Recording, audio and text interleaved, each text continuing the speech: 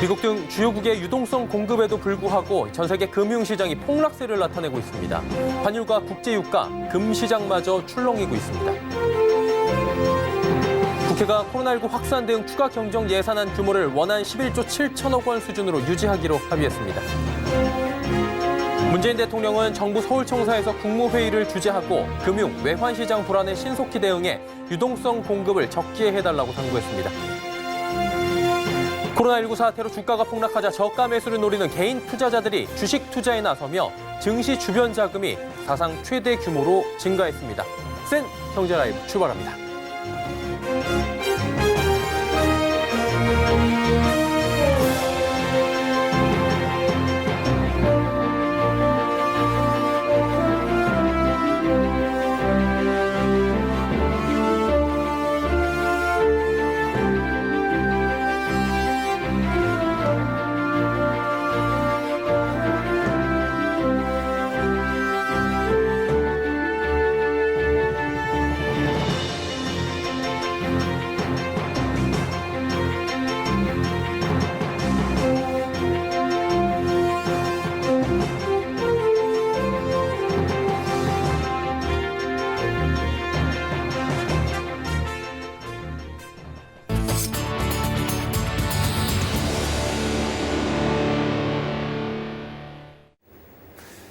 시청자 여러분 안녕하십니까? 센 경제라이브 서정덕입니다. 오늘 첫 소식입니다.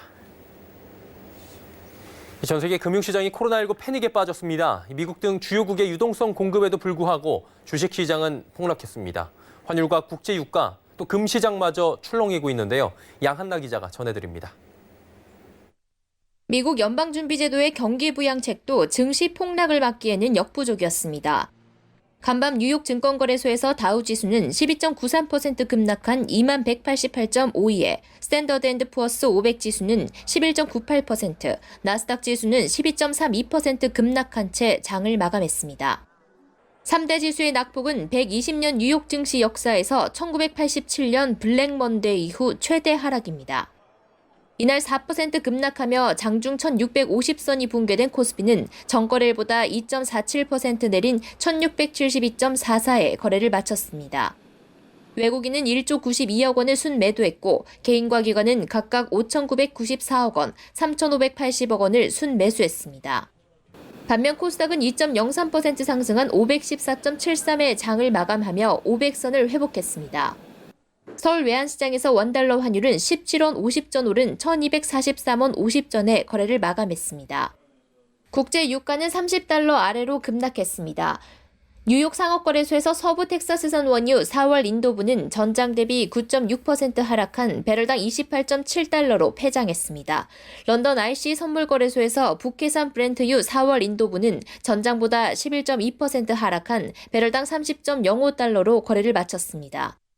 최고 안전자산으로 여기던 금값도 추락하고 있습니다. 금 가격은 국제 금시장에서 전일 대비 1.97% 하락한 트라이온수당 1,485.9달러에 마감했습니다. 금값은 지난 10일 이후 5거래를 연속 하락했으며 10.4%의 하락률을 보이고 있습니다. 가격과 금리가 반대로 움직이는 국채가격은 나홀로 급등세를 기록했습니다. 10년 만기 미 국채금리는 0.22%포인트 급락한 0.722%를 기록하며 10여 년 만에 최대의 낙폭을 보였습니다. 서울경제TV 양한나입니다. 국회가 코로나19 확산 대응 추가 경정 예산안 규모를 원안 11조 7천억 원 수준으로 유지하기로 합의했습니다. 일부 사업의 예산을 감액하는 방식으로 대구, 경북 지역 지원 예산을 1조 원가량 증액하기로 합의했습니다. 예결위는 세입 경정 규모가 8천억 원 줄어든 2조 4천억 원, 일부 세출 사업에서 7천억 원을 줄여 총 3조 1천억 원가량의 재원을 마련했다고 밝혔습니다. 나머지 2조 1천억 원가량의 예산은 소상공인과 자영업자 지원과 또 민생안정사업, 감염병 대응 사업 등에서 쓰일 예정입니다. 문재인 대통령은 정부 서울청사에서 국무회의를 주재하고 금융, 외환시장 불안에 신속히 대응해 유동성 공급을 적게 해달라고 당부했습니다. 이에 은성수 금융위원장은 긴급 금융시장 점검회의를 열고 비상계획에 따른 시장 안정 조치와 증시수급 안정화 방안이 즉시 가동될 수 있도록 준비에 만전을 기할 것을 주문했습니다. 시장 안정 조치로는 채권시장 안정펀드, 채권담보부증권, 금융안정기금 등이 검토되고 있습니다. 은 위원장은 최근 크게 확대된 시장 변동성이 상당 기간 지속될 수 있는 만큼 경각심을 갖고 시장 상황을 예의주시하며 정책 대응에 실기함이 없도록 특별히 유의해달라고 당부했습니다. 금융위는 증시 폭락 사태가 멈추지 않을 경우 오전 9시부터 오후 3시 30분인 주식시장 운영 시간을 단축하고 주가 하루 등락폭을 기존의 플러스 마이너스 30%에서 축소하는 방안 등도 검토하는 것으로 알려집니다. 최대 무역국인 중국으로의 수출이 점차 회복세를 보이며 코로나19로 위축됐던 한국 수출이 숨통 트였습니다. 중국의 코로나19 상황이 안정화되며 이달 1일부터 10일 중국에 대한 하루 평균 수출은 전월 같은 기간에 3억 6,100만 달러보다 20.8% 늘어난 4억 3,600만 달러로 집계됐습니다. 지난해 3월 1일부터 10일 4,750만 달러보다는 8.2%가 줄었지만 빠르게 개선되고 있다는 전망이 나옵니다. 수출 당국 관계자는 중국의 코로나19 상황이 진정되며 대중 수출이 2월 중하순 이후 크게 개선된 것으로 나타나 대중 수출 감소 고비는 넘긴 것으로 여겨진다고 말했습니다. 지난해 한국 전체 수출에서 중국이 차지하는 비중은 25.1%를 기록했습니다. 코로나19 사태로 주가가 폭락하자 저가 매수를 노리는 개인 투자자들이 주식 투자에 나서며 증시 주변 자금이 사상 최대 규모로 증가했습니다. 금융투자협회에 따르면 지난 13일 증시 주변 자금은 총 131조 2,306억 원으로 사상 최대치를 기록했습니다. 이 중 투자자가 주식을 사려고 증권사에 맡겨놓은 예탁금은 국내에서 코로나19 첫 확진자가 나온 지난 1월 20일 이후 31.38% 증가한 8조 6,442억 원으로 집계됐습니다. 이 때문에 개인 투자자들의 자금이 증시로 몰리고 있다는 분석이 나옵니다. 실제로 한국거래소에 따르면 지난 1월 20일부터 전날까지 개인은 유가증권 시장에서 14조 4,191억 원, 코스닥 시장에선 2조 2,474억 원 등 총 16조 6,555억 원 규모의 주식을 매수했습니다. 다만 같은 기간 코스피는 26.5%, 코스닥은 26.18% 각각 급락해 이 기간 주식을 산 개인은 현재까지 수익률이 마이너스를 기록한 것으로 추정됩니다. 서울시가 이달 4일 세운상가 일대 도심산업 보전 및 활성화 대책을 내놓은 데 이어 이번엔 중구청이 구체적 논의를 나눌 협의체를 만들겠다고 밝혔습니다. 구청 관계자를 비롯해 조정위원, 세입자, 시행자들을 참여시켜 일대 도시재생 계획을 본격적으로 추진하겠다는 겁니다. 이에 상인들과 시민단체 등은 보다 구체적 계획 수립을 요구하고 나섰습니다. 지혜진 기자입니다.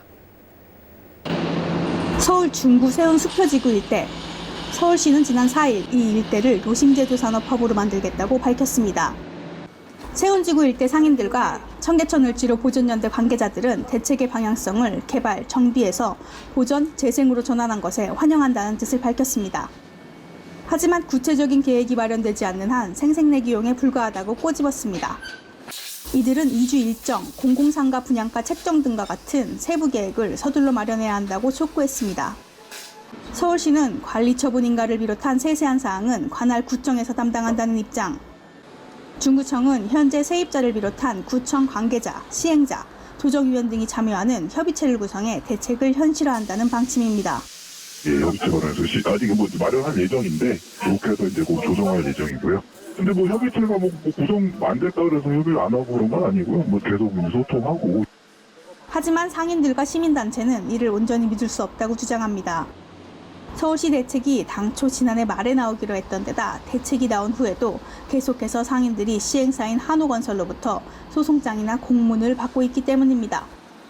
한호건설은 자신들도 손해가 막대하다는 입장.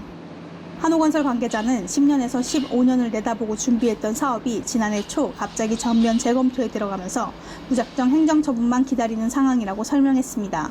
서울경제TV 지혜진입니다.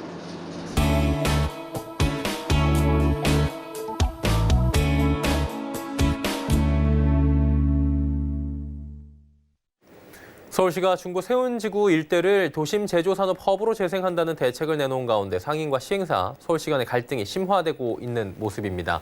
서울시가 대책을 내놨긴 한데 구체적 이주 일정 등은 중구청과 협의체를 조직해 결정해야 하는 상황입니다. 당장 일터에서 내몰릴 위기에 처한 상인들의 불만은 또 불안은 커져만 가고 있는데요. 부동산팀의 지혜진 기자와 자세한 얘기 나눠보도록 하겠습니다. 나와 있습니까? 네, 안녕하세요. 예, 안녕하십니까. 서울시가 도심 재생 계획을 내놨습니다. 당초 계획보다 3개월가량 늦게 나온 건데 상인들의 불만이 크다고 하더라고요. 이유가 있습니까? 네, 대책이 예상보다 늦게 나온 데다가 상인들이 체감하기엔 대책 전후가 별반 달라진 게 없어서입니다. 지난 12일 세운지구 일대를 찾아가 봤는데요. 그날도 상인들은 시행사인 한호건설로부터 소송장이 날아왔다고 토로했습니다. 지속해서 퇴고에 대한 압박이 있는 건데요. 4일 서울시가 발표한 내용을 보면 도시재생계획을 관장하는 기관으로서 서울시가 상인들을 무작정 내쫓는 게 아니라 주변에 공공임대상가를 조성해주겠다는 내용을 담고 있습니다. 내년 8월까지 공공임대상가를 지어 상인들을 입주시키고 그 전에는 임시 영업장까지도 만들어주겠다는 계획입니다. 하지만 큰 틀만 내놓고 정작 언제부터 어떻게 이주를 하겠다와 같은 일정은 없다 보니 상인들의 불안감은 여전한 것으로 풀이됩니다. 사실 현재 상인들이 새들어 있는 상가의 소유권이 한우건설로 넘어가게 되면서 임대차 계약이 자동으로 해지된 상태입니다. 이 같은 내용은 제가 지난 1월 말에 세운지구를 찾았을 때도 공공연한 사실이었습니다. 당시 한호건설은 3월 2일까지 상가 건물을 명도해달라고 상인들에게 공문을 보낸 상태였고요. 하지만 서울시 대책이 예상보다 늦게 나오면서 상인들의 불법 점거 상태도 장기화된 겁니다. 시행사에서는 일단은 빠른 추진을 위해서 좀 비워달라라고 한 것 같고요. 서울시는 큰 틀의 상황을 내놨는데 시하고 건설사하고 좀 엇박자 같거든요. 이유가 있습니까? 앞서 말했듯 가장 큰 원인은 예상보다도 서울시 대책이 늦게 나온 점입니다. 상인들에 따르면 서울시와 한호건설 그리고 중구청까지도 모두 손발이 맞지 않는 상태인데요. 서울시는 세부 사항은 자치구가 처리해야 한다는 입장이고요. 한호건설은 법대로 사업을 추진 중이라는 입장입니다. 중구청은 대책 전까지 시행사에 퇴거 명령을 자제해달라는 요청을 했고 이제야 협의체를 마련한다는 입장입니다. 지금 시행사 한호건설 입장도 좀 들어봐야 될 것 같습니다. 지혜진 기자가 직접 건설사를 찾아가 봤다고 하는데 입장 뭐라고 하던가요? 네, 지난주 금요일 역삼동에 있는 한호건설 사무실에 직접 찾아가 봤는데요. 한호건설 관계자들은 언론 노출을 극도로 꺼리는 분위기였습니다. 한 관계자는 그동안 언론에 너무 부정적인 이미지로 비춰졌기 때문이라고 설명했는데요. 한호건설 입장도 이해가 되는 측면이 있습니다. 지난해 말에 나오겠다고 한 계획이 새해가 돼서도 안 나오니까 회사 손실을 최소화하기 위해 상인들에게 법대로 소송장과 공문을 보낸 겁니다. 한호건설 관계자는 처음에 사업에 뛰어들 때 이미 10년에서 15년에 달하는 장기 계획을 세웠는데 서울시가 손바닥 뒤집듯 사업을 전면 재검토해버렸다고 토로했습니다. 이 관계자에 따르면 사업이 지연되면서 회사가 본 손실만 한 달에 수백억에 달한다고 합니다. 이주를 희망하는 상인들에 한해서는 적절한 보상을 해줬다는 게 한호건설의 설명입니다. 물론 남아있는 상인들과 시민단체는 이 같은 행위가 을지로 일대 산업 생태계를 파괴하는 일로 보고 있습니다. 해당 지역은 서로 상부상조하며 유기체처럼 일하는 구조거든요. 이들이 제조 클러스터 조성을 요구하는 이유도 서로 다른 일을 하는 상인들이 가까운 거리에서 서로 도움을 주고받기 위해서입니다. 네, 건설사 입장 들어봤고요. 이제 제일 중요한 분들입니다. 상인들 뭐라고 합니까? 일터를 잃고 거리로 지금 내몰릴 처진데요. 상인들을 돕는 시민단체의 경우 서울시가 내놓은 임시 영업장으로의 이주도 비현실적이라며 비판하는 분위기인데요. 하지만 상인들은 임시 영업장 이주 대책이라도 명확하게 나왔으면 한다고 이야기합니다. 아무래도 현재 상인들의 지위가 본의 아니게 부동산을 불법 점거하고 있는 상황이다 보니 그런 것 같습니다. 물론 상인들과 시민단체 모두 서울시가 제시한 대책 자체에 의문을 품고 있습니다. 기계나 금속 제조 공장은 장비가 무거워서 상가를 조성해도 1층밖에 입주할 수 없으니 서울시가 제시한 입주 가구 수와 실제 입주할 수 있는 가구 수에는 차이가 있을 수 있다는 지적입니다. 이주 일정 외에도 현재 상인들은 공공임대상가 분양가를 미리 명시해야 한다고 주장하고 있습니다. 상가가 조성되고 난 뒤에는 분양가가 터무니없이 높아질 수 있어서입니다. 지금 세운지구 상인들 같은 경우에는 구체적 사업 추진 계획을 내놔 달라라는 입장인 것 같고요. 여기에다가 지금 보니까 분양가 책정해 달라는 입장도 있는데 분양가 책정은 어떤 의미입니까? 네, 아무래도 상인들이 가든파이브 실패 사례를 접해서인 듯합니다. 2003년쯤 일인데요. 이명박 전 대통령이 서울시장으로 재직하던 시절입니다. 당시 청계천 일대를 개발하면서 주변 상인들을 송파구 문정동 가든파이브로 이전시켰습니다. 이때 일부 제조업체들도 터전을 문정동으로 옮겼는데요. 이때 문제가 있었다고 합니다. 애초에 서울시는 분양가가 8천만 원에서 9천만 원 선이 될 거라고 상인들한테 안내했다는데요. 막상 입주가 다가오니 분양가는 1억 8천만 원 수준이 됐었다고 합니다. 이뿐만이 아닙니다. 청계천 을지로라는 거대한 산업 생태계를 떠나 문정동으로 터를 옮기니 작업에도 지장이 생겼다고 상인들은 설명합니다. 이전에는 바로 옆 가게에 가서 작업을 부탁하고 다시 자기 가게로 돌아와 작업을 이어가면 되던 구조였다면 문정동에서는 간단한 작업을 의뢰하러 을지로로 나오는 데만 하루를 꼬박 소모해야 했다는 겁니다. 상인들은 을지로 일대 제조단지들은 집적돼 있을 때 시너지 효과가 나는 구조라고 설명합니다. 결국 지금 상황은 추가 대책 필요한 상황인 것 같은데 중구청이 협의체 만들겠다고 했습니다. 서울시에서 추가 대책 있습니까? 서울시는 이미 대책은 내놨다는 입장입니다. 예. 구체적인 시행책은 관할 자치구에서 담당할 거라고 하는데요. 현재로서는 추가 대책을 내놓을 것 같지는 않습니다. 지속해서 상인들이나 시민단체가 요구하는 수밖에 없어 보입니다. 예, 오늘 말씀 여기까지 들어야 될 것 같습니다. 부동산팀의 지혜진 기자와 함께했습니다. 고맙습니다. 네, 감사합니다.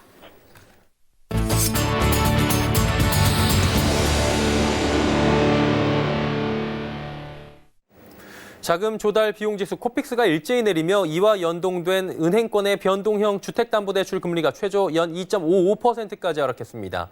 KB국민, 우리 NH농협은행은 오늘부터 적용되는 신규 취급액 코픽스 기준 변동형 주택대출 금리를 일제히 전날보다 0.11%포인트씩 내렸습니다.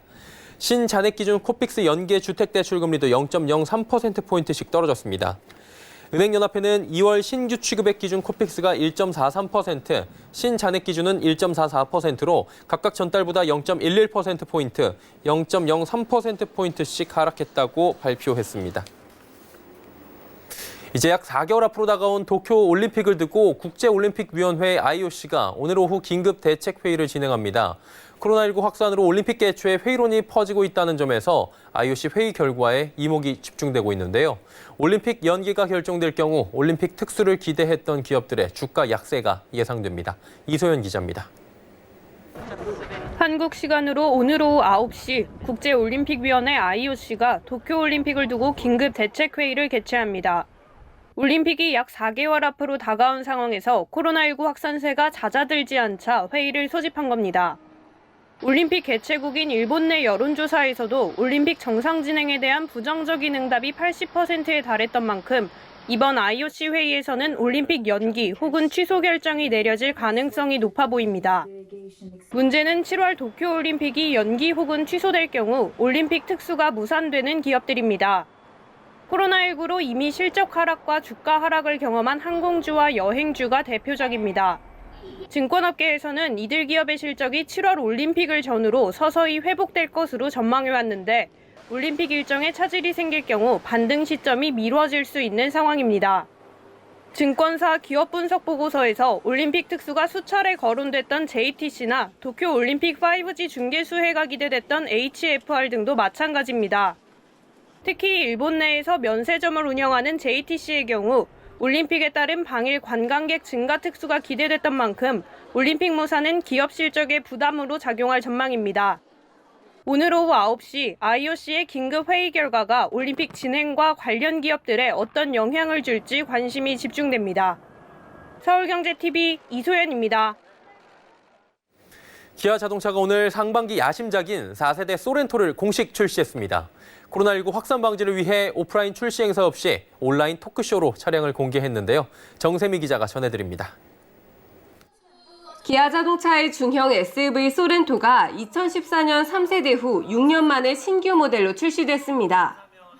오늘 출시 행사는 신종 코로나 바이러스 감염증 확산 방지를 위해 네이버 자동차와 유튜브, 페이스북 등 온라인 토크쇼로 대체됐습니다. 기존 행사에는 임원들이 주요 패널로 등장하는 것과는 달리 이날 토크쇼에는 권용주 국민대 자동차 운송디자인학과 겸임교수와 강병휘 카레이서 등이 참여해 주목도를 높였습니다. 시간, 공간의 제약을 넘어 각 분야 전문가들 뿐만 아니고 차량 개발 및 마케팅에 참여한 담당자를 통해 보다 싱싱하게 소렌토의 우수한 상품성을 경험하실 수 있게 준비하였습니다. 이번에 공개된 디젤 모델은 배출가스 규제를 충족시킨 스마트 스트림 D2.2 엔진에 습식 8단 DCT가 처음으로 탑재됐습니다. 또한 다양한 첨단 기술도 대거 적용됐습니다. 현대차그룹에서 처음 적용되는 2차 사고를 막기 위한 다중 충돌 방지 자동 제동 시스템과 함께 내비게이션 화면으로 결제가 가능한 기아페이 등이 탑재됐습니다. 4세대 소렌토는 사전 계약 18일 만에 2만 6천 대가 계약되는 등 하루 평균 1,500대를 넘겼습니다. 특히 주요 목표 고객층인 30, 40대 밀레니얼 대디의 호응이 높은 것으로 나타났습니다. 가장으로서의 역할도 충실하게 수행함과 동시에 가족 내에서 개인의 행복도 추구하는 층이라고 할 수 있는데요. 소렌토는 올해 연간 7만 대 판매를 목표로 하고 있으며 향후 5.5년간 총 38만 대 판매를 목표로 하고 있습니다. 기아차는 올 3분기 중 스마트 스트림 가솔린 2.5 터보 엔진과 스마트 스트림 습식 8단 DCT가 탑재된 가솔린 터보 모델을 추가한다는 계획입니다. 서울경제TV 정샘입니다. CJ ENM과 JTBC의 합작 OTT 법인 설립이 임박한 것으로 점쳐지고 있습니다. 이에 국내 OTT 시장은 경쟁이 더욱 심화될 전망입니다. 자, 이런 가운데 통신 3사는 자사 OTT 경쟁력을 높이기 위해 콘텐츠 공룡 디즈니 플러스와의 제휴를 노리고 있는 것으로 파악됩니다. 서청석 기자입니다. 지상파 3사와 SK텔레콤의 OTT 웨이브에 이어 CJ ENM과 JTBC가 합작 OTT 설립을 예고했습니다. 최근 CJ ENM의 예능과 JTBC의 드라마가 지상파 3사의 시청률을 압도하고 있는 만큼 양사의 합작 OTT 출시는 기존 OTT에 위협이 될 가능성이 클 것으로 보입니다. 이에 시장 진출 3개월 만에 가입자 2,860만 명을 달성한 디즈니 플러스를 모셔오기 위한 OTT 업계의 경쟁이 치열할 것으로 보입니다.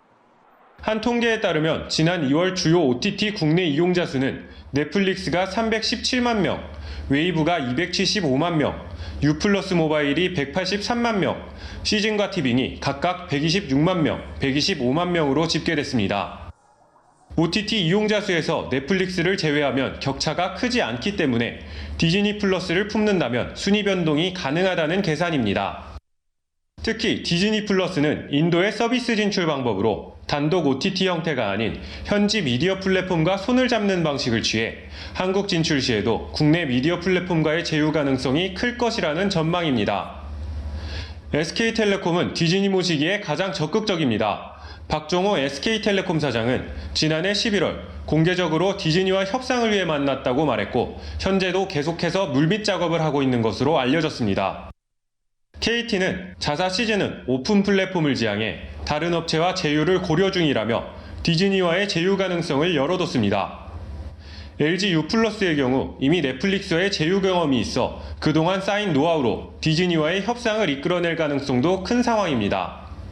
국내 OTT 시장 경쟁에서 우위를 차지할 게임 체인저로 디즈니 플러스가 급부상한 가운데 디즈니가 누구와 손을 잡을 것인지 업계의 관심이 집중되고 있습니다. 서울경제TV 서청석입니다.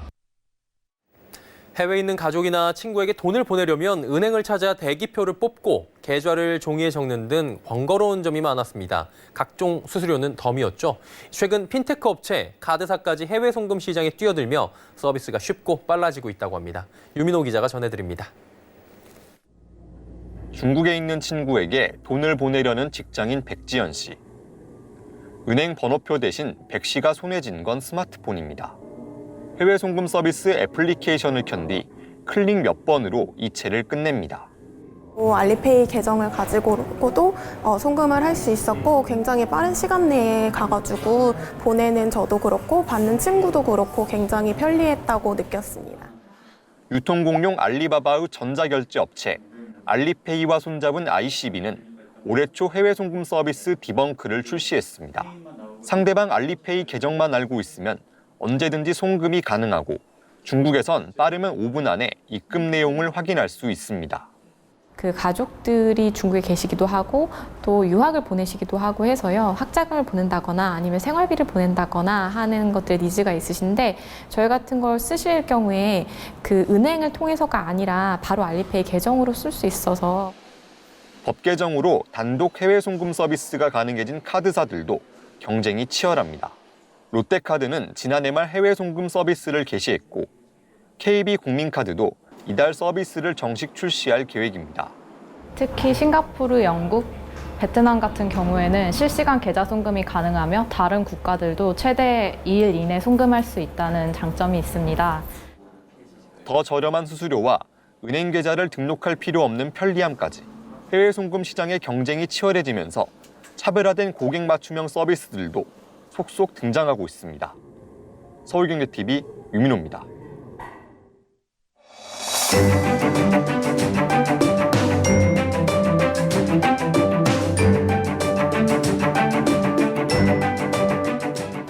안녕하세요. K웨더 라이프스타일 예보 김단비입니다. 내일은 전국이 대체로 맑고 포근하겠습니다.